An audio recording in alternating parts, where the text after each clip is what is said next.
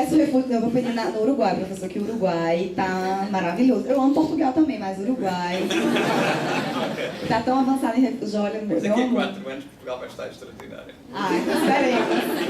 Eu espero que o Brasil esteja, né? Se bem que do jeito que tá, como a professora mesmo falou. Inclusive, só um adendo, eu sei que ninguém perguntou isso, mas é porque eu fiquei com vontade de falar. É só um pontinho, para vocês ficarem sabendo. Não sei se alguém ouviu falar já do conector que existe. Pois é, então, são indícios de uma criminalização da imigração no Brasil. Se brincar, a gente chega daqui a pouco a níveis europeus.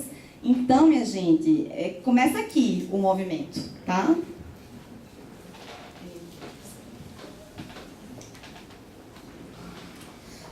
Obrigada, agradeço as questões também. Eu agradeço também o comentário do professor Álvaro, e é realmente um tema muito polêmico e tem que ser bem compreendido. Então, eu vou pedir novamente a palavra para me explicar nesse sentido. A ideia, quando eu usei o termo civilizatório, por que os processos migratórios anteriores eles foram vistos assim? Eu me baseio realmente no que foi o processo civilizatório das Américas, digamos, nesse sentido. E aí, no caso, especificamente o Brasil. Então, não é em nenhum momento dizer, eu muito menos, e nem o que eu estou tentando querer passar aqui, que eu considere de forma alguma que os que não são europeus não são civilizados, né? São percepções, primeiro, e eu acho que há uma clareza de que são civilizados em culturas diferentes, e não é esse o ponto a ser discutido aqui. O que eu quis trazer nessa interpretação é mais ou menos o seguinte: o nosso primeiro projeto migratório, vocês sabem quando aconteceu? Alguém tem uma ideia? É um pouco na pergunta que o James fez para mim. Eu não utilizei a palavra raça porque é outra palavra muito polêmica, mas no fundo é isso que a gente está querendo dizer. No século XIX, mas em que período? Não foi no segundo reinado. Eu também, quando eu comecei a estudar, porque como eu trabalho brasileiros, né, e aí eu acho que realmente, professor, tem uma particularidade nesse caso. Eu comecei a estudar e eu me surpreendi, porque o primeiro, não chamado assim, mas o primeiro projeto migratório brasileiro, ele ainda acontece antes da nossa independência. É o Dom João que estabelece que seria importante para o desenvolvimento do país a importação de suíços, que vão formar Nova Friburgo, que é uma cidade serrana lá no Rio de Janeiro, que recebe esse nome justamente por tal razão. E esse primeiro projeto migratório para o Brasil é uma catástrofe, né? Metade dos suíços que vão ser destinados a vir à região serrana do Rio de Janeiro, que ainda não era Nova Friburgo, não era cidade, não era nada, morrem no caminho, né? E o que não morreu no caminho morre em Nova Friburgo, porque eles pegam malária, é uma situação horrível, né? Sobram só alguns. Mas o projeto, a intenção do projeto é que é o ponto aqui. Por que o Dom João pede suíços? Porque nós vivemos num país com 3 séculos de escravidão, né? E dentro do projeto de civilização do século XIX, o que significa civilizar? Significa embranquecer. E de preferência com europeus, né, que são, enfim, alemães, suíços, etc. e tal, porque eles teriam mais condições, inclusive técnicas, de desenvolver economicamente o país e tal. Esse é um projeto, não é uma invenção, é um projeto, e é um projeto civilizatório. O que acontece? Em Nova Friburgo, eu brinquei que a outra metade morreu. Sobraram alguns, mas boa parte morreu realmente de febre amarela. Os que na travessia já haviam morrido, enfim, foi muito trágico. E o que os conselheiros depois indicam para o rei, né, em termos demográficos? Porque isso é um projeto demográfico de país também.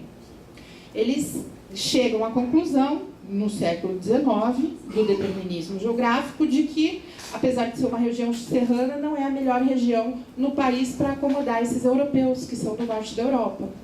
Então, o próximo passo será levá-los para onde? Para o sul. Isso aconteceu? Aconteceu. A imigração alemã, por exemplo, ela tem 1 século antes de outras migrações que não eram permitidas aqui, como a dos japoneses. Se os japoneses vão ter uma polêmica terrível para poderem entrar aqui, porque eles não são europeus brancos, imaginem se fossem negros, né? Mas naquele momento estavam equivalentes, né, dentro da teoria racial. Os alemães, eles, um século antes, já eram bem-vindos. Não só eram bem-vindos, como eram subsidiados às vezes. Não só eram subsidiados, como entravam dentro do sistema de colonato nas regiões do sul. Então, assim, é nesse sentido, e aí, claro, isso é um contexto histórico, não é o que está acontecendo hoje, mas eu acho que a provocação do contexto histórico é exatamente isso, né? A gente refletir sobre o que significa você permitir a entrada de tantos imigrantes que são refúgio do processo de industrialização e de unidade nacional. Não foi só a industrialização, né? Você pode ver que a Alemanha e a Itália, nas unificações que ocorrem durante o século XIX, expulsam muita gente. Então, aí tudo bem, aí ok, entendeu? Se você me permite um comentário... Não, claro que eu permito, né? Eu agradeço até, mas só para concluir. Para vocês terem uma ideia também o que significa esse projeto civilizatório, logo depois que a gente entra na República, não, nem estávamos na República, um ano depois da abolição da escravatura, que foi em 88, em 89, ainda é Império, né? Há uma lei, que é a nossa primeira lei de imigração, entre aspas, que vai dizer o seguinte: nos portos do território brasileiro é permitida a entrada de quaisquer imigrantes, desde que não sejam loucos, doentes, criminosos, indígenas, da África ou da Ásia. Ou seja... Esse é o projeto civilizatório. Né? Agora, é claro que todo mundo...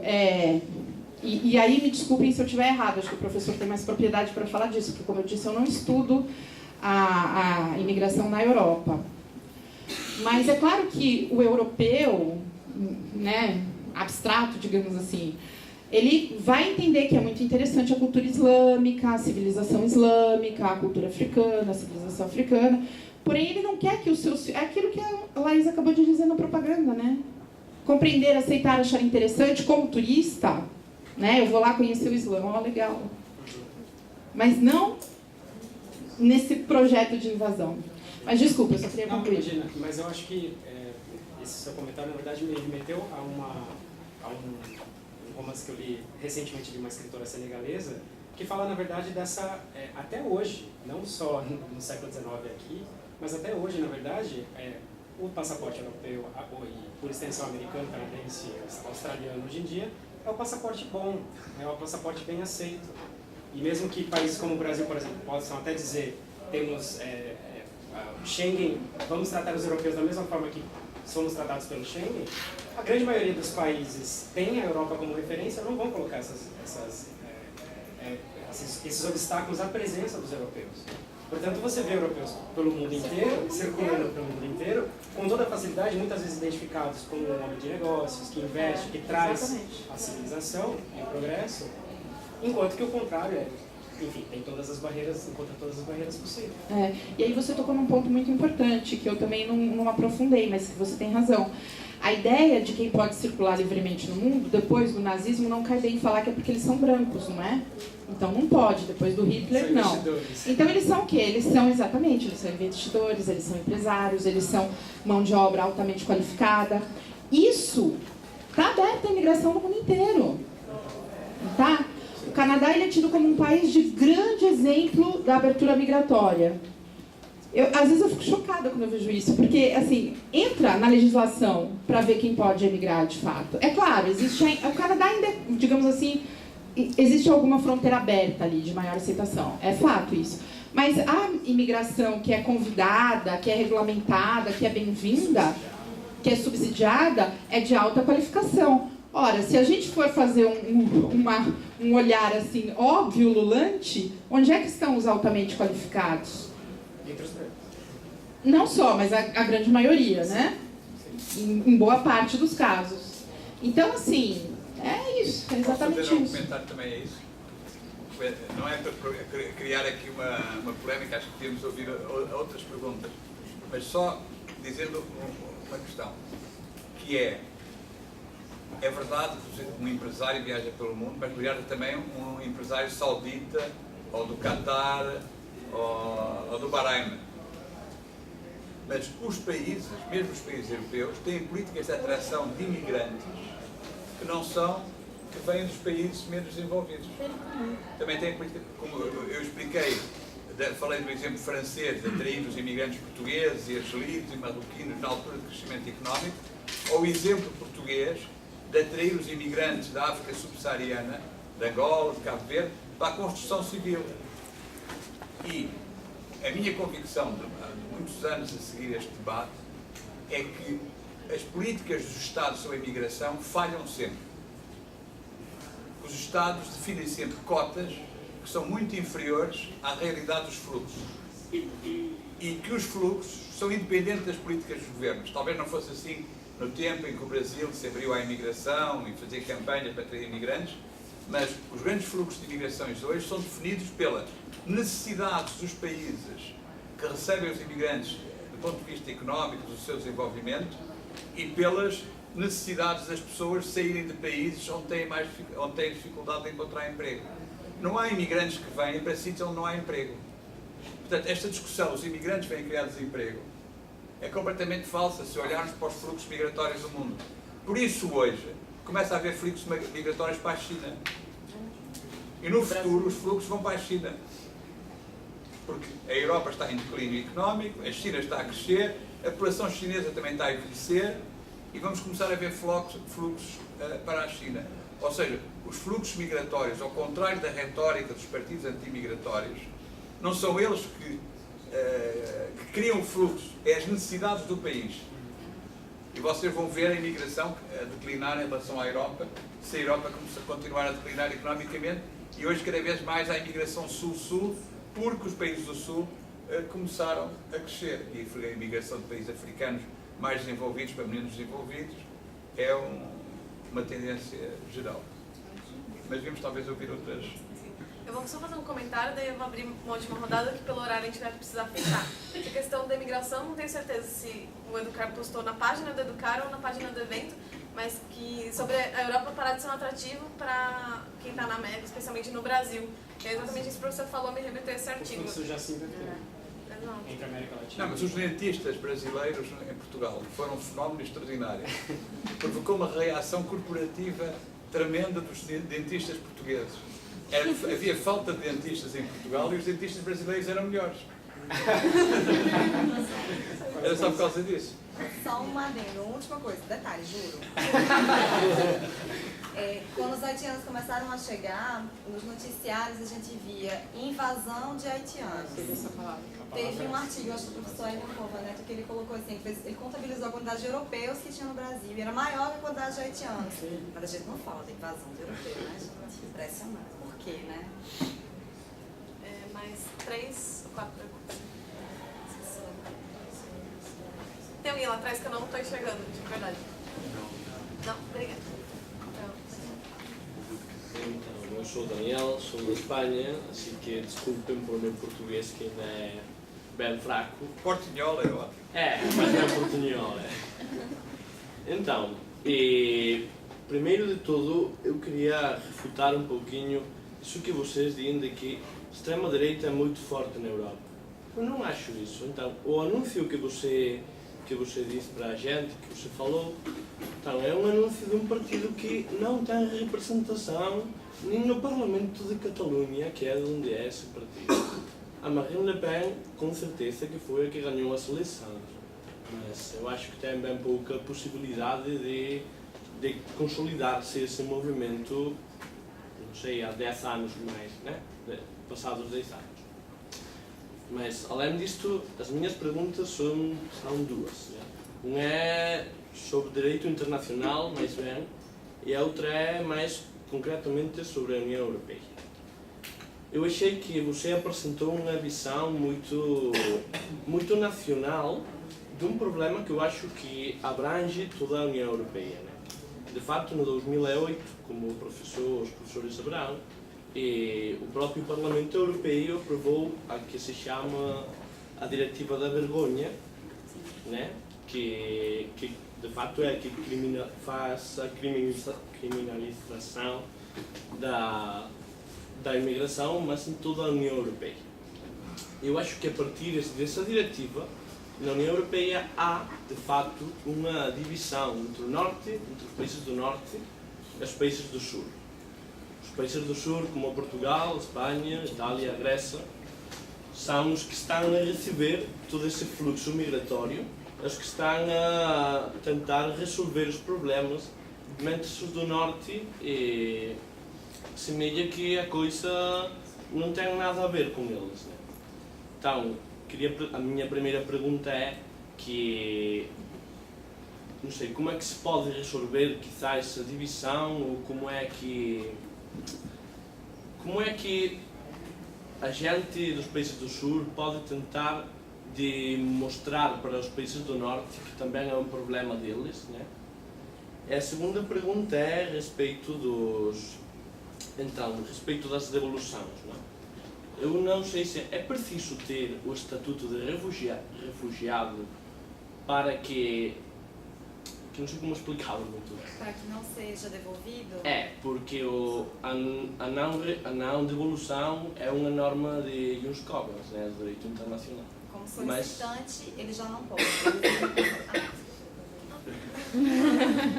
Não, mas a realidade é que há barcos italianos do exército italiano que voltam às costas líbias cheios de migrantes pegados no mar. Na fronteira terrestre da Espanha, há uma parceria entre o governo espanhol e o governo do Marrocos para voltar no momento da detenção a pessoa para o Marrocos. Então, não sei se é que se estão a violar os direitos humanos ou se de fato é legal, fazer isso. Não sei. Haviam 3 perguntas. Sim, agora sim. Eu sou a Marina, aqui do IRI também. Eu queria perguntar para você, professor, sobre... também tem a ver isso sobre a questão do contexto político na Europa. Se os partidos de esquerda, eles levam a agenda das políticas migratórias mais humanitárias, mais em prol dos direitos humanos, ou se esse debate não está tanto não está tão polarizado assim, se na verdade eles não tocam tanto nesse assunto. Obrigada. Oi, boa noite. Tá todo mundo me ouvindo?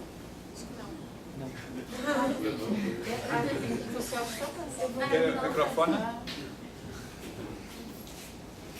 Oi, gente, boa noite. Eu vou falar aqui no microfone que eu tô com a garganta ruim. Eu sou a Natália, daqui do IRI, do último ano, e eu queria fazer uma pergunta sobre as normativas internacionais sobre refúgio. Eu queria saber da mesa se vocês acham que essas normativas elas estão adequadas para proteger a quem precisa delas, uma vez que estão surgindo vários outros tipos de refúgio que não necessariamente estão enquadrados, como é o caso dos haitianos, ou pode estar também o refúgio por motivos ambientais, etc. Então, eu queria saber se vocês consideram essa normativa suficiente nos dias atuais. Obrigada. Pronto, temas muito interessantes, e eu vou começar pelos partidos políticos, pela questão dos partidos. Isto não está a funcionar, tem impressão? Tá? Tá. Vou começar pela questão dos partidos políticos. A extrema-direita é como o ovo da serpente. O ovo da serpente. Se não se bate, não destrói o ovo, a serpente vai sair do ovo. Isso é um filme do Ingmar Bergman, chama-se assim, O Ovo da Serpente, sobre o crescimento do fascismo e do nazismo na Europa antes da Segunda Guerra Mundial. E se você falasse com os europeus antes da Segunda Guerra Mundial, eu tenho sugerido a leitura de um livro do Stefan Zweig, aquele autor austríaco que se suicidou no Brasil. Quando descobriu o paraíso, suicidou-se. Stefan Zweig. Quando descobriu o quê? Quando descobriu o paraíso, suicidou-se. Porque ele escreveu um livro que chama-se Brasil, o Paraíso. Escreveu e suicidou-se. Ele escreveu um livro que chama-se Memórias do Europeu, o Mundo de Ontem. E se vocês lerem esse livro, ficam impressionados como eu fiquei a ler. Porque a convicção dos europeus, da altura, como é o dos europeus de hoje já está de mudar, é que o progresso é inelutável. Ninguém pensa nunca que o futuro é pior que o presente, ou radicalmente diferente do presente. Quem é que pensava que ia perder a pátria, como ele perdeu, ia perder a sua casa, a nacionalidade tornou-se numa apátrida? Ninguém pensava nisso. Hoje na Europa, é por isso que o Pangloss é uma personagem tão importante. Porque os europeus são otimistas por natureza, não é? O Voltaire escreveu isso muito bem. Porque esse otimismo europeu impede-nos de ver a realidade, porque pensamos no progresso inelutável. Ora, se nós não combatermos o crescimento da extrema-direita hoje na Europa, nós não sabemos onde ela vai parar. Eu pensar que a Marine Le Pen pode ser a primeira, o partido, a Frente Nacional em França, ser o partido mais votado numa eleição europeia, é uma aberração absoluta. Eu sei que se a Marine Le Pen ganhar as eleições presidenciais francesas, a probabilidade é mínima, mas existe. Acaba a União Europeia. E voltamos a uma Europa de desintegração, de conflito, de tensão, quem sabe de guerra. Portanto, é extremamente perigoso o crescimento da extrema-direita. E a extrema-direita cresce com a política antimigratória e xenófoba, islamofóbica. E isso leva aos partidos da esquerda e da direita. Infelizmente, na minha leitura, a esquerda europeia é clara numas coisas, muito pouco clara noutras. É clara, é antirracista, em geral. E é anti-políticas antimigratórias. As pessoas que na Europa mais defendem os imigrantes vêm claramente de uma parte dos partidos de esquerda. Mas o eleitorado da Frente Nacional é o mesmo eleitorado do Partido Comunista Francês. E são os operários que votavam o Partido Comunista Francês que hoje votam Frente Nacional. Portanto, mesmo a esquerda hoje é muito mais resistente à ideia de uma política aberta à imigração que era no passado, porque está a perder eleitorado operário. E outra coisa que é a parte mais perturbante da política da esquerda europeia é que há uma esquerda europeia que é islamofóbica. E é islamofóbica não pelos mesmos motivos que é a direita. Porque a direita acha que é islamofóbica porque acha que há a invasão dos imigrantes, que são uma ameaça à segurança e uma ameaça à identidade. A esquerda é islamofóbica porque acha que os muçulmanos são necessariamente violentos e, sobretudo, antidemocráticos e contrários aos direitos das mulheres e contrários ao secularismo, à laicidade, que é uma bandeira da esquerda. E, portanto, há discursos. O Charlie Hebdo era uma revista de esquerda, tinha tendências islamofóbicas em nome da defesa dos direitos das mulheres e da laicidade. E em vez de concentrar a sua atenção, ou concentrarmos a atenção naqueles que são de facto contra os direitos das mulheres, que são muçulmanos ou forem confunde-se uma religião com um preconceito. É isso que é a islamofobia, é o preconceito. Somos nós que criamos a raça. Nós, quer dizer, raças não existem, está mais que demonstrado. É o racista que cria a raça, porque identifica o outro como diferente e com determinado número de características que ele considera perniciosas. Ora, faz isso a direita europeia, setores da direita europeia, e faz isso setores da esquerda europeia, infelizmente. Uma última questão, apenas porque não estou de acordo que os países da Europa do Sul sejam mais abertos em relação à imigração que os da Europa Central e do Norte. Não são. Não falei isso. Eu falei que são os que estamos a receber. A receber, mas depois partem para todo lado. Fluxos, né? A Alemanha recebe muito mais refugiados sírios, mas muitíssimo mais que Portugal, ou a Espanha, ou a Itália. É ver os dados, quer dizer, há muitos mais refugiados sírios. 56% dos refugiados sírios na Europa estão na Alemanha e na Suécia. E são dados, não é? Portanto, a atitude é diferente. É verdade que o Mediterrâneo está às portas de Portugal, da Espanha, da Itália, e os problemas do Mediterrâneo são mais sentidos nos países da Europa do Sul. Mas a atitude é política. Ou quando é política, é de valores. E os alemães, por causa da experiência histórica da Segunda Guerra Mundial, consideram o racismo como ilegítimo. E, aliás, Angela Merkel, que eu sou crítico dela em relação a muitos aspectos da política europeia dela, em relação ao racismo, tem sido extremamente clara e extremamente dura contra a islamofobia. Portanto, vamos lá ver, a tendência nossa, influenciados durante anos pelo marxismo, consideramos que encontramos explicações para tudo na economia. A minha tendência, pós-marxista, se quiserem, é que encontro explicações para tudo nas mentalidades, na política, nas correntes de pensamento, que têm a ver também com a economia, mas que a economia não explica tudo. Bom, você falou, realmente, eu dei um foco nacional, eu vendi meu peixe, porque a minha dissertação foi sobre Itália. Eu tratei um pouco da Europa, mas eu tratei a Europa como processo de integração europeu, como influenciando o processo de securitização na Itália, entendeu? Por isso que eu dei o foco na Itália, tá? Mas eu entendo que isso ocorre na Europa, está ocorrendo na Grécia, existe centro de detenção, e agora com Syriza eles fecharam os centros, né, finalmente. Mas, enfim, na França existe um processo de criminalização e securitização também. Existe na Europa inteira isso. Então, o professor Alva já expôs brilhantemente, só acrescentando um pouco como se resolve essa divisão, né? Enfim, é uma reflexão, eu não tenho resposta para isso, mas talvez a culpa esteja um pouco no Acordo de Dublin, né? Em que o país em que ele chega, ele pede o refúgio, ele não pode pedir mais em nenhum lugar. E onde ele chega justamente na fronteira é Itália, Grécia, Espanha e Portugal. Então, talvez trabalhando isso, permitindo que ele possa ir para um outro lugar, né, e pedir o refúgio em outro lugar, enfim, estou pensando, não sei. Eu não sou de direito, então, enfim, meu conhecimento normativo é zero. E, enfim, talvez seja uma possibilidade. Acho que o problema está em Dublin, talvez, assim, eu estou supondo, tá? Refugiados ambientais. Então, tem pesquisas nesse sentido, tem propostas. Tem a Érica Pires Ramos, que trabalha a questão dos refugiados ambientais, e ela propõe, pode anotar, Érica Pires Ramos.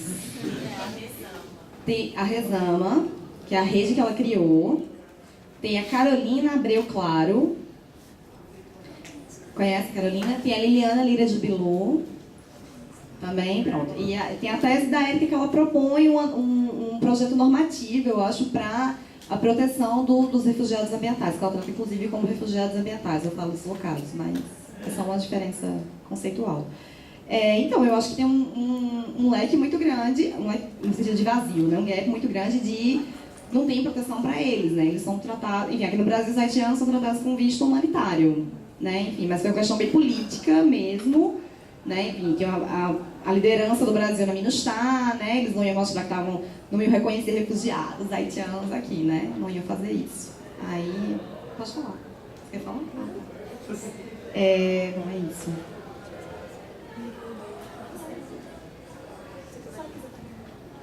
Eu acho que a respeito dessas questões que foram postas agora, não tem muito já foi respondido, né? Acho que não tem muito a completar.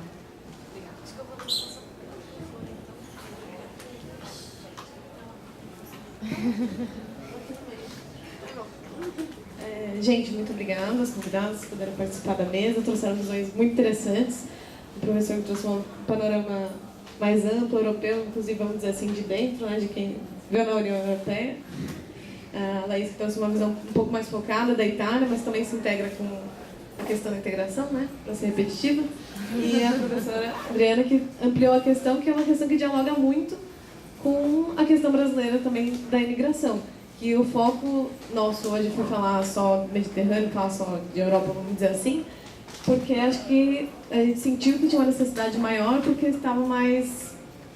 Quem fala que era maior, mas a gente sabe que tem outras questões da imigração que a gente tem que trabalhar, que a gente tem que discutir mais, por exemplo, no Brasil, que é um trabalho que o Educar para o Mundo faz, e no Sudeste Asiático também está tendo um fluxo migratório muito importante, com várias questões também, várias mortes, os barcos são deixados à deriva, as pessoas também não recebem asilo, nem nada, na verdade.